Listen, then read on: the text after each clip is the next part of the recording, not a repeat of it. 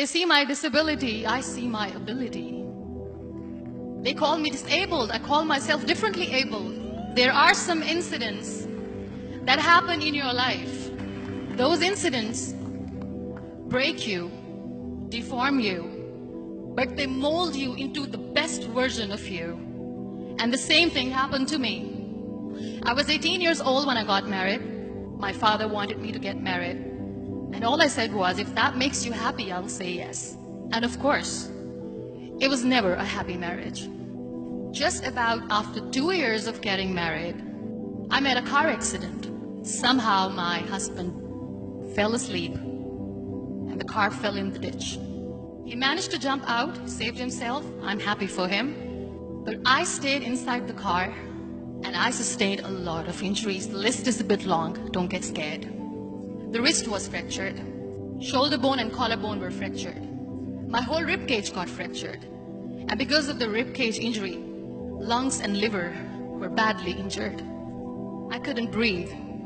I lost urinary bowel control. That's why I have to wear the bag wherever I go. 3 vertebrae of my backbone were completely crushed, and I got paralyzed for the rest of my life.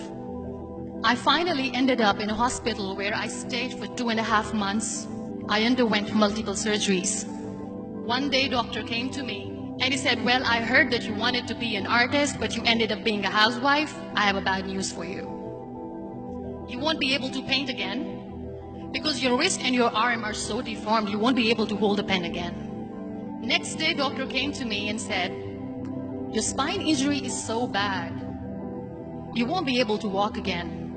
Because of your spine injury and the fixation that you have in your back, you won't be able to give birth to a child again.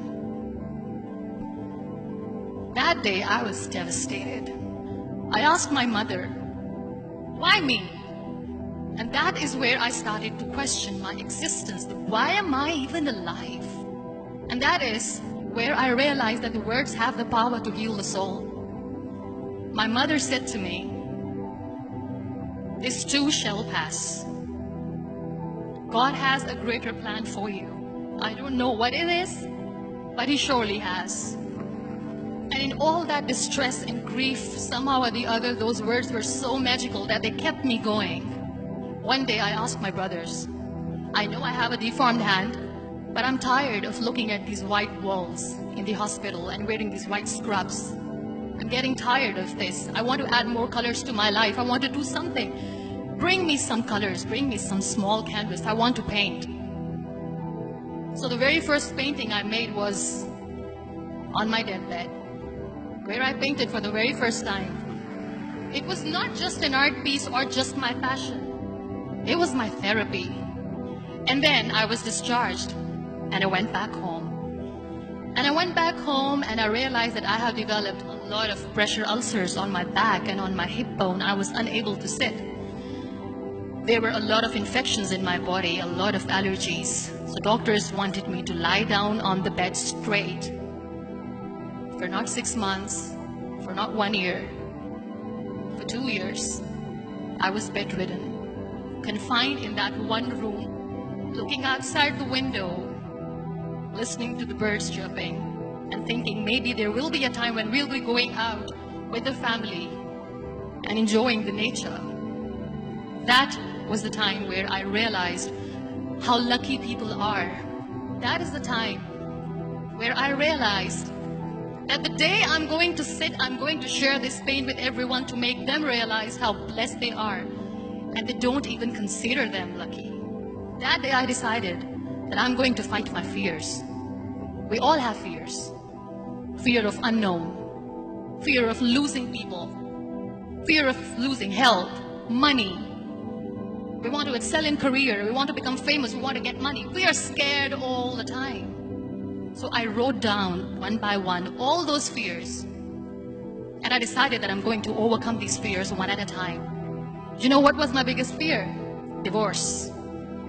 I was trying to cling on to this person who didn't want me anymore, but I said no. I have to make it work. But the day I decided that this is nothing but my fear, I liberated myself by setting him free. And I made myself emotionally so strong that the day I got the news that he's getting married, I sent him a text. And I'm so happy for you and I wish you all the best. And he knows that I pray for him today. Number 2 was, I won't be able to be a mother again. And that was quite devastating for me. But then I realized there are so many children in the world, all they want is acceptance. So there is no point of crying, just go and adopt one. And that's what I did. People think that they will not be accepted by the people because we, in the world of perfect people, are imperfects. So I decided that instead of starting an NGO for disability awareness, which I know will not help anyone, I started to appear more in public. I started to paint. I decided that I'm going to join the national TV of Pakistan as an anchor person. And I've been doing a lot of shows for the last 3 years. I became the National Goodwill Ambassador for UN Women Pakistan, and now I speak for the rights of women, children. We talk about inclusion, diversity, gender equality, which is a must. Every time I go in public, I always smile. It's always a big toothy smile on my face, and people ask me, don't you get tired of smiling all the time? What's the secret? I always say one thing, that I have stopped worrying about the things that I have lost, the people that I have lost.